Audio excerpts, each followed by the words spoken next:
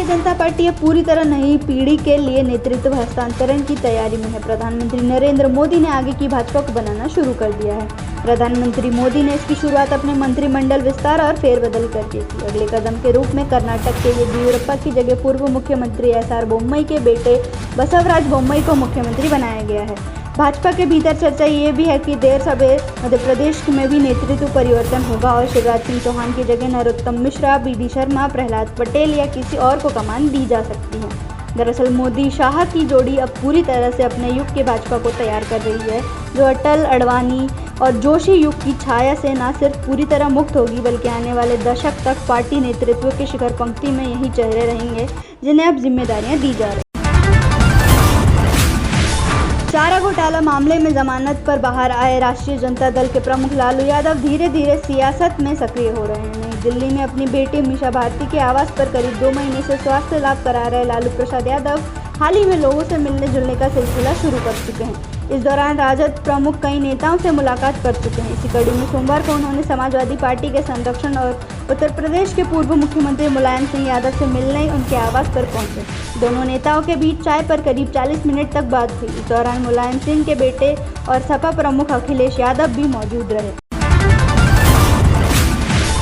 Tokyo Olympic में भारतीय महिला और पुरुष हॉकी टीम की जीत से जहां पूरा देश जश्न मना रहा है, वहीं प्रधानमंत्री नरेंद्र मोदी ने भी ट्वीट कर दोनों टीमों को बधाई दी है। उन्होंने लिखा कि पी.वी. सिंधु ने ही सिर्फ पदक नहीं जीता बल्कि हमने ओलंपिक में पुरुष और महिला हॉकी टीम के ऐतिहासिक प्रयासों को भी देखा है। मुझे आशा है कि 130 करोड़ भारतीय भारत को नई ऊंचाइयों तक पहुंचाने के लिए कड़ी मेहनत करना जारी रखेंगे क्योंकि यह अमृत महोत्सव मना रहा है।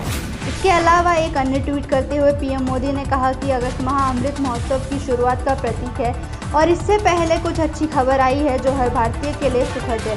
रिकॉर्ड टीकाकरण के साथ साथ उच्च जीएसटी संग्रह देश की मजबूत आर्थिक गतिविधियों का संकेत देती है।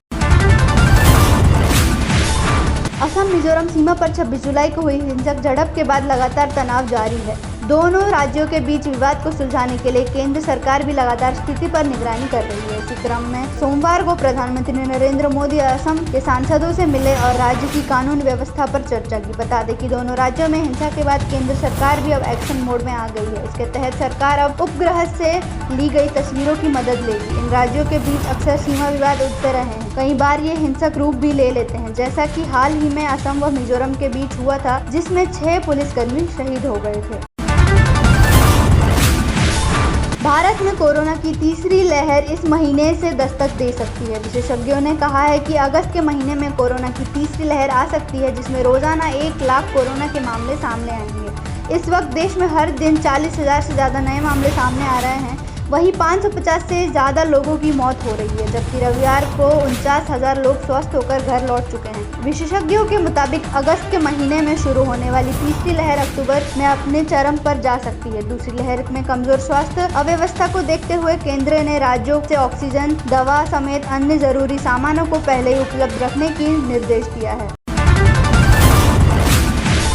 देश में कोरोना वैक्सीन पर शोध के साथ साथ इसकी प्रभावकारिता पर भी अध्ययन किए जा रहे हैं। इसके क्रम में Indian council of medical research अपने अध्ययन में दावा किया है कि कोरोना की vaccine Covaxin delta plus variant के खिलाफ भी अधिक प्रभावी है। भारत बायोटेक की कोरोना वैक्सीन कोवैक्सीन को India council of medical research और नेशनल इंस्टीट्यूट ऑफ वायरोलॉजी के सहयोग से विकसित किया गया है। बता दें कि इससे पहले भारत बायोटेक ने कहा था कि कोवैक्सीन की प्रभावशीलता कोरोना वायरस के खिलाफ 77.8% और नए डेल्टा वेरिएंट के खिलाफ 65.2% है। वहीं कोवैक्सीन गंभीर लक्षण वाले मामलों में 93.4% प्रभावी रही है।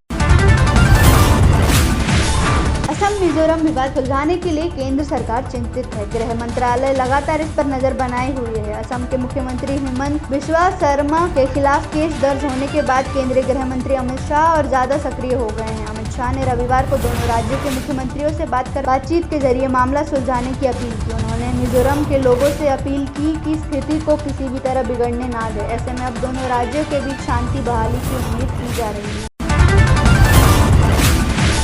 केरल में कोरोना को लेकर राज्य की स्वास्थ्य मंत्री वीना जॉर्ज ने शनिवार को जनता को आगाह किया। उन्होंने कहा कि केरल में अभी कोविड-19 की दूसरी लहर से मुक्त नहीं हुआ है, इसलिए लोगों को संक्रमण फैलने से रोकने और तीसरी लहर के खतरे से बचाव के लिए अतिरिक्त रूप से सतर्क रहना होगा। तीसरी लहर से निपटने की तैयारियों की समीक्षा के लिए बुलाई गई एक विशेष बैठक में मंत्री जॉर्ज ने यह बात कही। उन्होंने कहा कि केरल की आधी आबादी के वायरस से संक्रमित होने की आशंका है। बेहद संक्रमित डेल्टा वेरिएंट की मौजूदगी को देखते हुए सतर्क रहना बेहद जरूरी है। वीना जॉर्ज ने कहा कि लोगों को मास्क पहनने, शारीरिक दूरी बनाए रखने, अधिकांश आबादी के टीकाकरण तक सामाजिक दूरी बनाए रखने जैसी एहतियात बरतना जरूरी है। कांग्रेस महासचिव प्रियंका गांधी वाड्रा ने केंद्र सरकार पर तीखा हमला बोला। उन्होंने आरोप लगाया कि मोदी सरकार संसद में महंगाई जैसे आमजन के मुद्दे पर चर्चा करने से डरती है। उन्होंने महंगाई से जुड़ी खबरों की कतरन शेयर करते हुए हिंदी में ट्वीट किया, वे आप आम कैसे खाते हैं जैसे सवालों के आदी हैं, इसलिए बढ़ती महंगाई जैसे लोगों को परेशान करने वाले सवालों पर संसद में चर्चा करने से डरते हैं।